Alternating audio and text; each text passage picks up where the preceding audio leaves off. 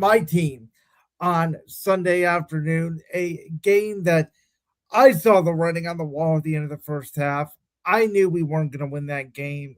When you have two turnovers and you can't take advantage of it, I thought the defense played well. I did not think they played great. I thought they played well enough, and I thought that this was the bottom line is what my team was all year long, which was penalties at inopportune times. Kevin Batullo's inability to adjust to defensive adjustments in the second half, which is the reason why he is no longer the offensive coordinator. And Nick Sirianni has been very dependent on his coordinators. We know that. I have defended Nick. And by the way, I'm going to defend A.J. Brown. And I don't make a lot of what that scuffle was on the sideline between him and Nick Sirianni that's been going on for the past 3 years. I don't think that this team is really that far off. There's going to be some changes. Dallas Goedert, I don't believe is going to come back. I think he's going to get a payday from somebody else. Nakobe Dean is likely gone. Todd Campbell will probably fill his spot. I think they definitely need to go out and obviously get a second corner. And I just think that, it was very hard this year coming off the Super Bowl. And Kevin Batullo really just never felt like he fit as the offensive coordinator. But it does sound like that the Eagles may be open to bringing him back into his old role, which was passing game coordinator. What I want out of a new offensive coordinator is someone who has been a head coach, someone who will not take a job right away, because this will be Jalen Hurts' seventh offensive coordinator in as many seasons. May I interrupt you and address that point super quick? Yes. Because I get it. Jalen Hurts has exploded onto the scene. For God's sakes, he won Super Bowl MVP. And I think if the Eagles had won Super Bowl 57, he would have won Super Bowl MVP. You can make an argument he should have won Super Bowl MVP, even though they lost. But the fact that you said this will be his seventh offensive coordinator? Yeah, I mean, count them. Nick Sirianni, Shane Steichen, Brian Johnson, Kellen Moore, Kevin Batullo, Doug Peterson in his rookie year, and now this offensive coordinator. Okay. So to a certain degree, I think you're stunting Jalen Hurts' growth and development a little bit. I know he's not a rookie quarterback. I know he's been around for a little while. I get it. But still, we've seen how he, jumped into what many consider to be the elite group with Kellen Moore as his offensive coordinator. And then he takes a huge drop off this season. We saw the same thing. Well, I'll disagree on the huge drop off. I think he took a step back. And by the way, I did not think he played that bad on Sunday.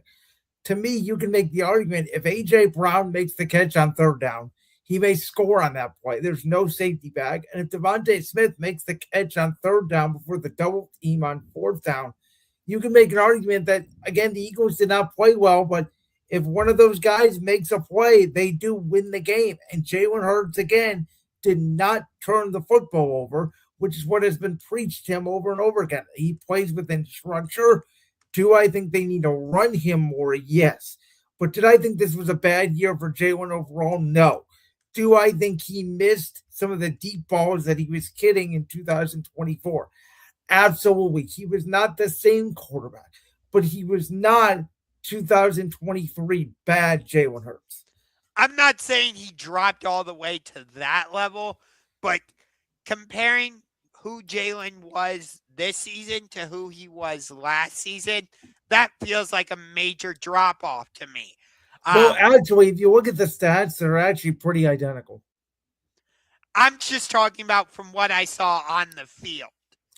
I think what you saw on the field was more of a schematic standpoint where Kevin Batullo in the first half, again, you go back to the game against Tampa Bay, you go to the game against the Cowboys, you go to the game against Buffalo, you go to even the first half here against the Niners. They were scoring points. They were moving the ball. Jalen Hurts was playing well. Saquon Barkley, the run game was getting involved. And then in the second half, when defenses would make adjustments, they would not adjust back and they would run the same plays over and over again.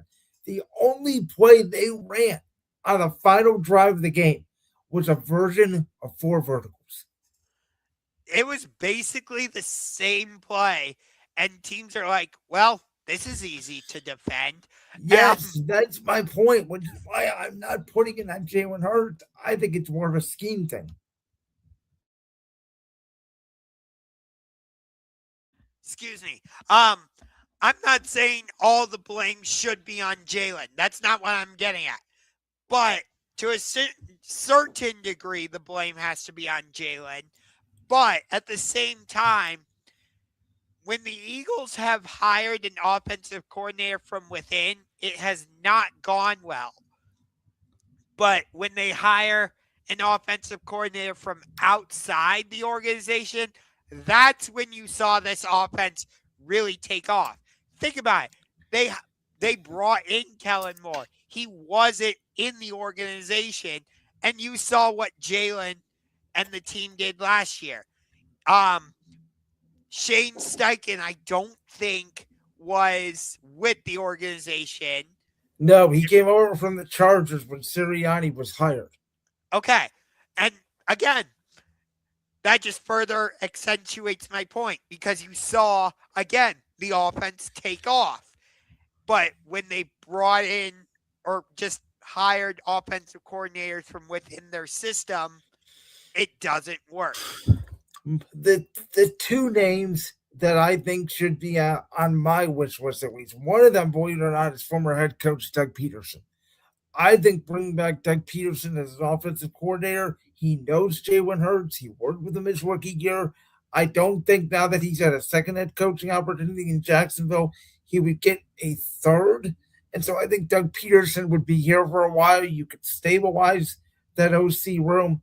And the other one is now former Ravens offensive coordinator Todd Monken, who I think with his experience with Lamar Jackson, bringing that over with better talent around Jalen Hurts, I would argue that what Lamar's had in Baltimore, specifically at the wide receiver position, I think that would be another good hire with a guy who may get some head coaching interviews, but I don't think is likely to be a head coach. I'm surprised you didn't say Mike McDaniel. No, because I don't think Mike McDaniel's scheme would fit Jalen Hurts and the Eagles offense, and I think it is very likely Mike McDaniel is either A, the Lions offensive coordinator next year, or B, the Cleveland Browns head coach. If he is hired as the Cleveland Browns head coach, I will run and hide into my bedroom, hide under my comforter. Really? Yes, I do not want him as my head coach. Absolutely not. Okay.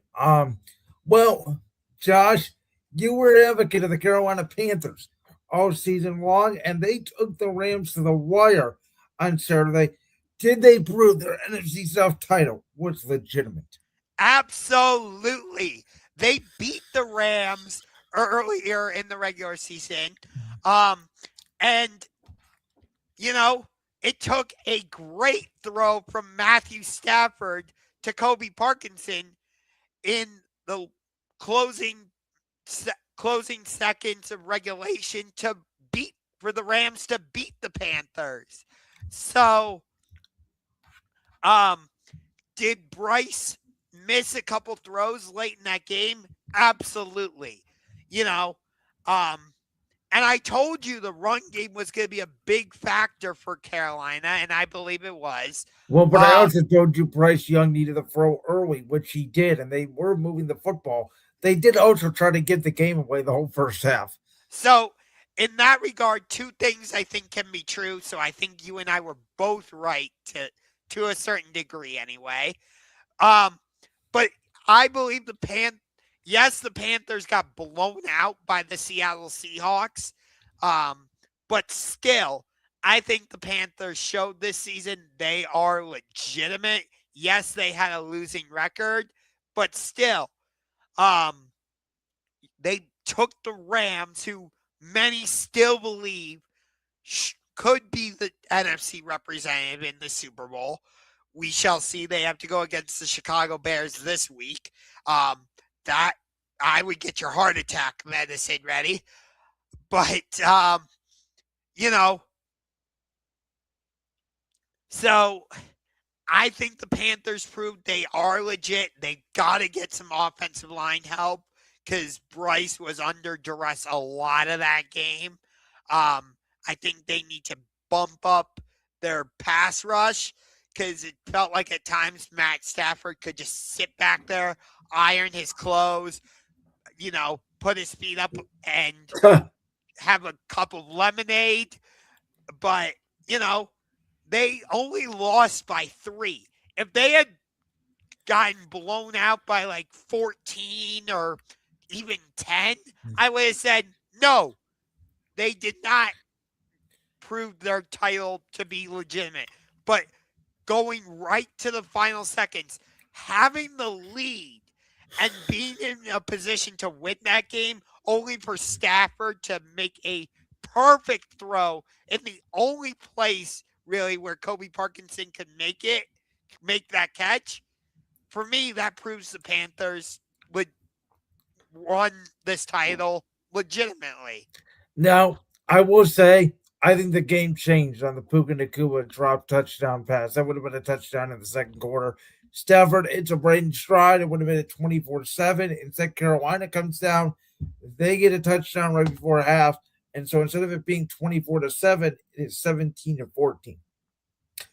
With that being said, I also believe that when Bryce Young threw that touchdown pass to Coker with under 2 minutes left, I thought the Panthers were going to win the game at that point. And Matthew Stafford did a great job driving the Rams down the field, made a perfect throw to Parkinson, as you said. But I also want to preface this with this. The Panthers had a very good season. I thought they were the best team in the NFC South overall in totality this season. I thought that despite their under 500 record, they deserved to win the NFC South. But I will add that in the NFL, and I do say this all the time, that progression is not linear like it typically is in basketball. So to all you Panthers fans out there that think your team is going to get better and you're going to easily win the NFC South next year, that is not necessarily true. I'm very interested to see what Matt Ryan does in Atlanta. Where do they go with their head coach and new general manager?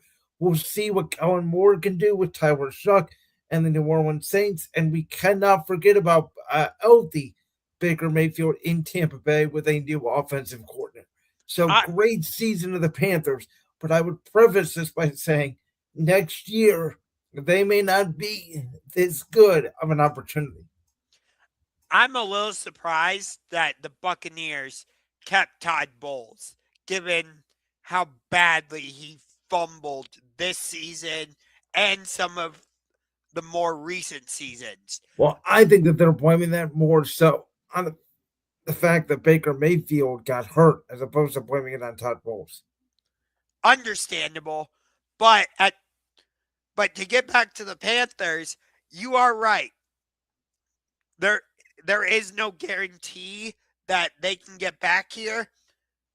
I do think they found their number one wide receiver, and it's not Ted McMillan, it's Jalen Coker. I think really. Well, it seemed like Bryce was going more to Coker down the stretch. Well, I think that's more of a matchup thing, more so than it is for Jimmy number one wide receiver. I like Coker. I think he's a very good slot receiver. But I do think the best player on the team at that position is Ted McMillan. I'm not saying that Ted is a bad wide receiver. No, I know you're not. But I think he's the best overall talent on the team. And no, I understand what you're saying. Your point is totally valid. It just feels like when Bryce has to have it, he goes to Jalen Coker more often. This is a good point, too. The Panthers defensive coordinator contract is up. And again, we'll see whether that changes anything or not. So they may take a step back, like you're saying, Grandizer. It was a great game. I know we both thought the Panthers would cover 10.5. I thought that was way too many points that they were giving the Rams, and I thought that they disrespected Carolina. But again, the Panthers tried everything they could, in my opinion, to lose that game in the first half. And when the Rams could not take advantage, that's what made it the real game. Yeah. A lot of people were expecting the Rams to just run away with this game. And I was like, do you not remember that the Panthers beat the Rams in Carolina just a few weeks ago? Like, I get it. It was cold and wet and rainy conditions in Carolina for that game, and that might have affected the outcome. But still, like, you have to take that into consideration. Well, speaking of teams that got absolutely mauled, the Los Angeles Chargers. And this was a very defensive struggle for 3 quarters.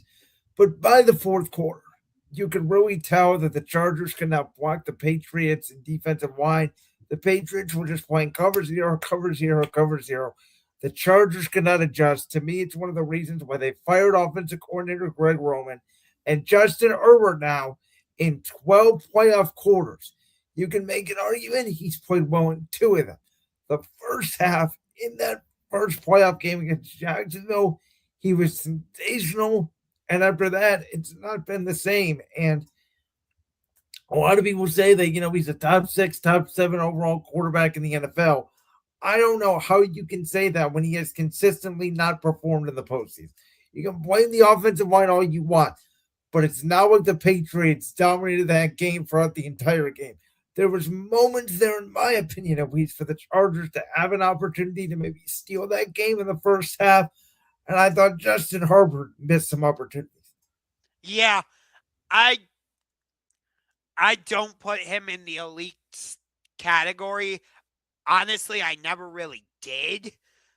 I'd put him in the very good tier, maybe great. Like, because we've seen him have great moments, but is he consistently great? No. Like, he played well coming off of a major injury against Philadelphia, I would say. But then he has a clunker game like what we saw against the Patriots, So that's part of the reason why I can't say he's elite is because of his inconsistency. We generally know what we're going to get from Josh Allen. We generally know what we're going to get from Patrick Mahomes when he's healthy. When Joe Burrow is healthy, we generally know what we're going to get from him. And there's other quarterbacks you could include in that discussion. Yeah, I know a lot of people say that, he's better than Jalen Hurts, for example. I don't think that's the case. I think Justin Herbert is one of the most talented quarterbacks that we've seen in football. And yes, he did have offensive line issues. But again, in that first half, I thought the Chargers offensive line protected very well.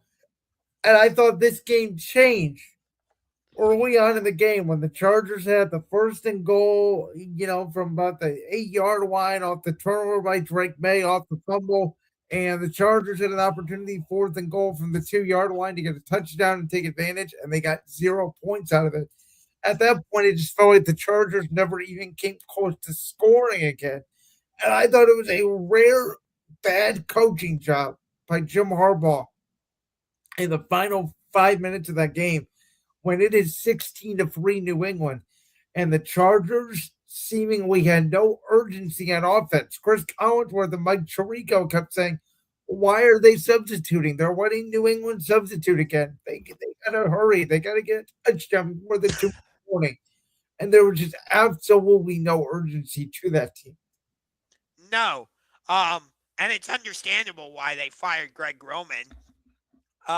You could see the problems all year. But, honestly, if Bo Nix goes out and beats the Buffalo Bills this weekend in the divisional round, I would say that even though he's only played 1 playoff game, after this, because No, this will be his second playoff game. This will be his second playoff game. Yeah, correct. yeah. You're right. And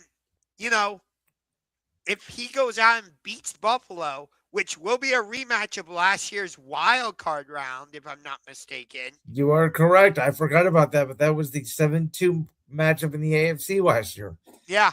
But this time it'll be in Denver. But my point is this. If Bo Nix goes out and avenges that loss and outplays Josh Allen, I would take Bo Nix over Justin Herbert. Well, wait a minute. Hold on. I just want to say this.